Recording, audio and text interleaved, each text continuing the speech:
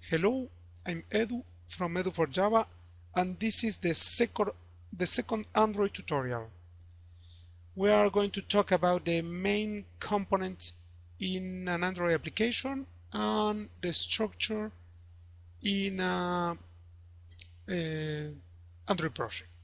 Okay, let's start with the main components in an Android application. The first component we are going to see is activities.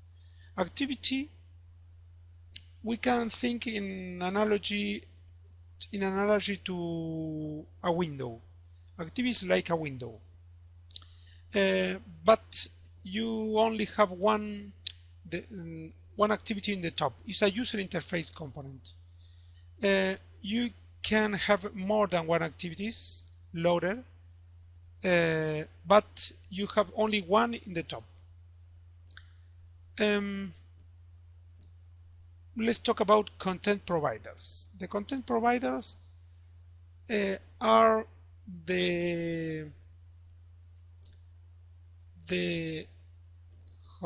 is the way that one application, Android application, share data with other application. Is really encouraged by the Android system to share data between applications. But these Android content providers let share data in a controlled fashion. Let control the data consistency. For example, to give an example, the contacts, there are content provider about contacts in the Android operating system that let you or any application get inside the contact and ask for a contact or store a contact.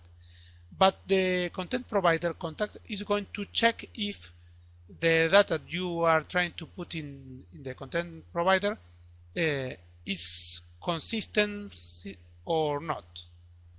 Okay, let's talk about services. As services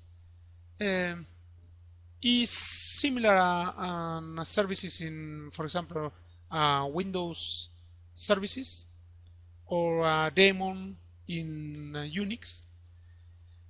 Basically, they have no user interface. You can connect to a services and get information and get disconnect to the service, and the service is still running. The service can check for events. For example, if you get an email, there is a service that gets the event about the new email and can notify to the operating system or can notify to activities. Another example of services could be when you are hearing a radio and you are working in any application, but in the background you have a radio, then this is a service. It have no user interface, is giving you the sound, and the service remain running even when you close the console to handle the radio. Okay, I think with this is enough about services.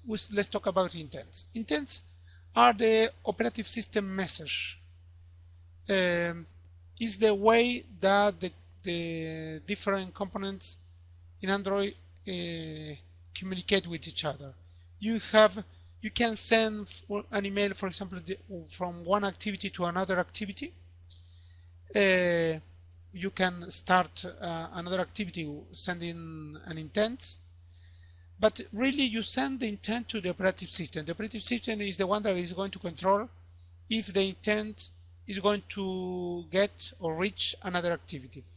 You can send an intent directly from one activity to another activity, or you can send intent, for example, generic intent.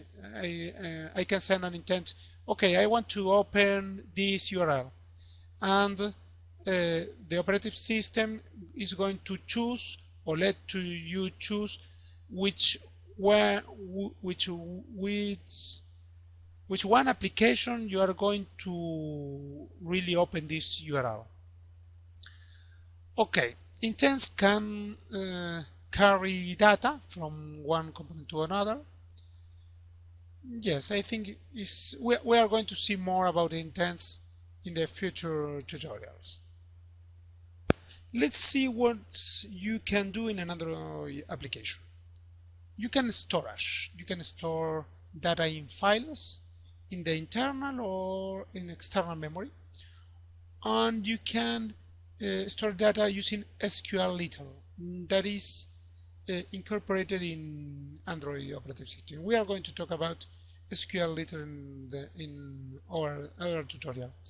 Okay, network is really straightforward. It's like any Java, in any Java application. You just open a socket and start to send data.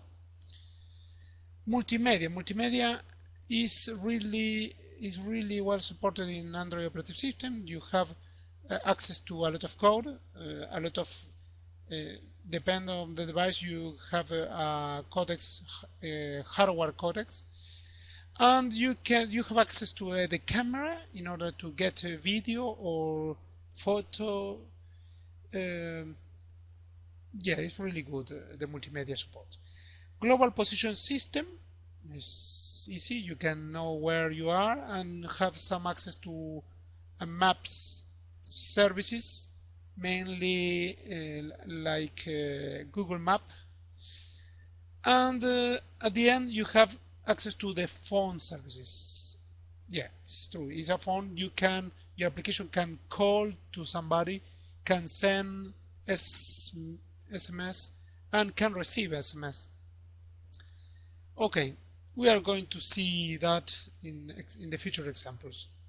Now we are going to see the project structure. Android manifest file is the most important file we talk about. Inside the Android manifest file, we are going to find a tag called application. Inside the application, we have here the activity tag. We talk about that we can find inside the application another kind of tag like services or data provider, content provider, sorry. And this activity have an intent filter. The intent filter here mark this activity as an entry point for the application. It's like the main method in a class, for example.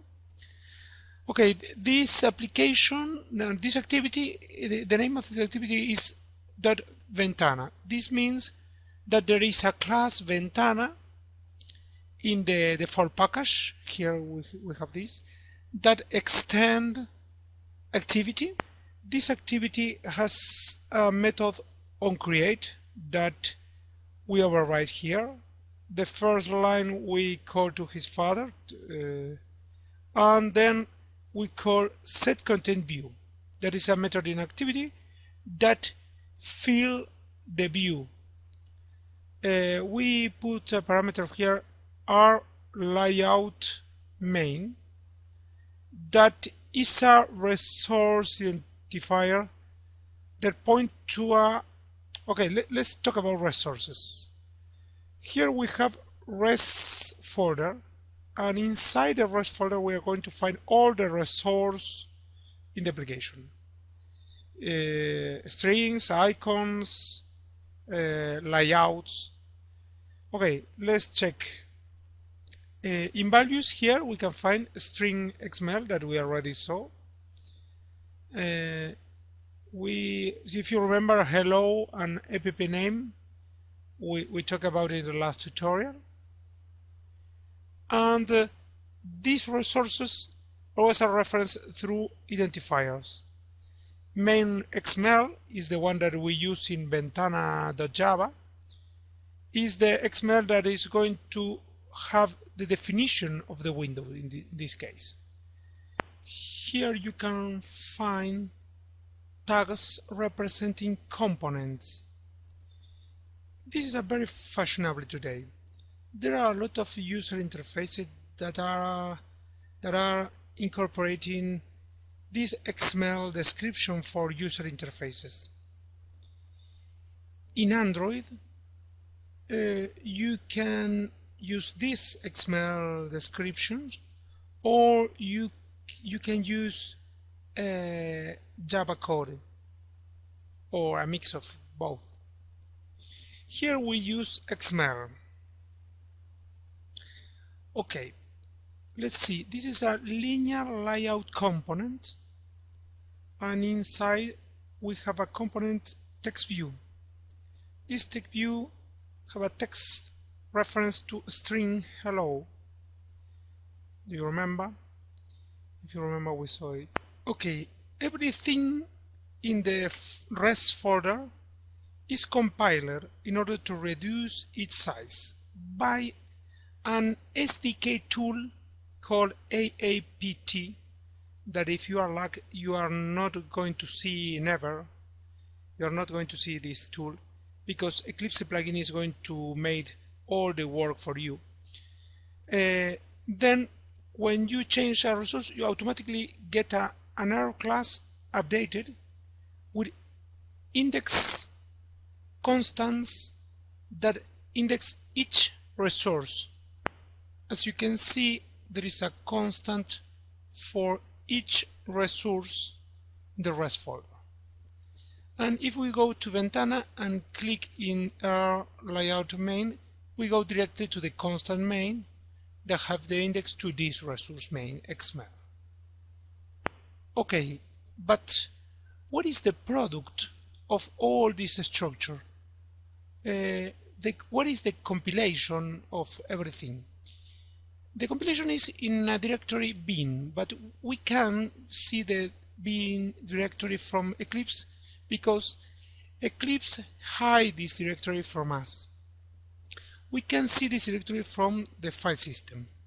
As you can see, Android tutorial 1, inside the workspace, we see the directory bin. If we go to Android tutorial 1, you can see all directories, and there is one that is bin. This is normal from Eclipse, and inside com edu for Java Android tutorial 1, that is the package, we find the class files that is normal too. Any Java have this, but this class dex, this class.dex is the new one. This is a second compilation from the .class files. This second compilation is the one that Eclipse is the one that Android virtual machine can run. The Android virtual machine is not a Java virtual machine. Okay, then classes.dex and resources are all packaged in APK file. All the final product of this project is Android tutorial 1 APK. This APK you can just copy to your phone and install it, and automatically you get the application. Eclipse plugin take this file and deploy in the phone emulator, and this is the way that we get in the phone emulator the application. Okay, this is all for today. I hope you see you in the next tutorial. See you.